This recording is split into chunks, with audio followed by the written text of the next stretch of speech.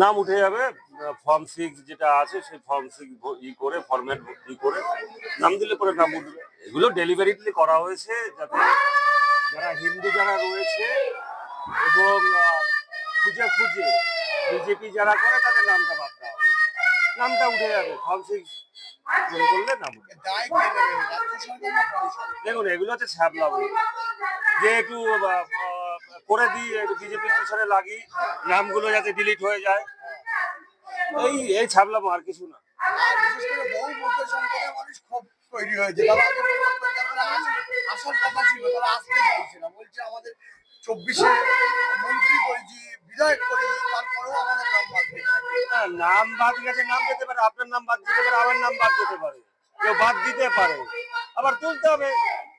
গণতান্ত্রিক দেশ, অনেকে অনেক কিছু করতে পারে, আবার অনেকে অনেক কিছু, আবার নামও উঠে যাবে আপনারা ফর্ম 6 দিলে পরে।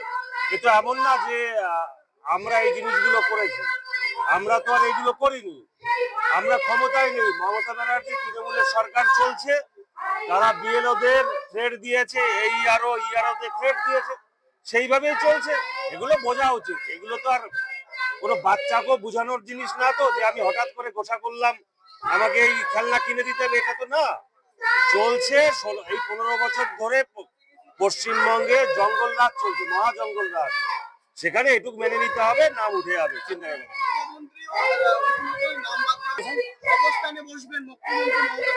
উনি অনেক কিছু করবেন, উনি ক্ষমতা থেকেও যাবেন এবার।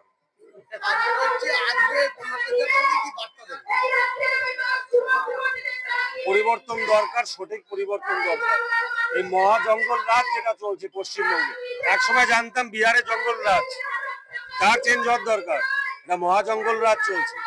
মা বোনদের সুরক্ষা, চাকরি, কেউ পরিযায়ী শ্রমিক হয়ে যাবে না, ভারী কলকারখানা শিল্প আসবে, মানুষের ঘর পাওয়ার জন্য মানুষের বিনামূল্যে যে প্রধানমন্ত্রী আবাস যোজনা, কাউকে কাটমানি দিতে হবে না, প্রত্যেক বাড়িতে ফ্রিতে জল আসবে, বিশুদ্ধ আর্সেনিক মুক্ত পানীয় জল, এবং রাস্তাঘাট ভালো হবে, এবং হসপিটালগুলো, এখন তো আর হসপিটাল নেই, সেগুলো হচ্ছে জন্তু জানোয়ার আর মানুষের সহাবস্থান হয়ে গেছে, সেগুলো মুক্ত হবে। এবং মানুষের আর্থ সামাজিক রাজনৈতিক যে জায়গাটা আছে সেইটা পরিবর্তন হয়ে শ্যামাপ্রসাদ মুখার্জি, আমাদের রবীন্দ্রনাথ ঠাকুর, নেতাজি সুভাষচন্দ্র বোস, এই যে মনীষীদের যে বাংলা, সেই বাংলা সোনার বাংলা, সেই সোনার বাংলাটা হবে।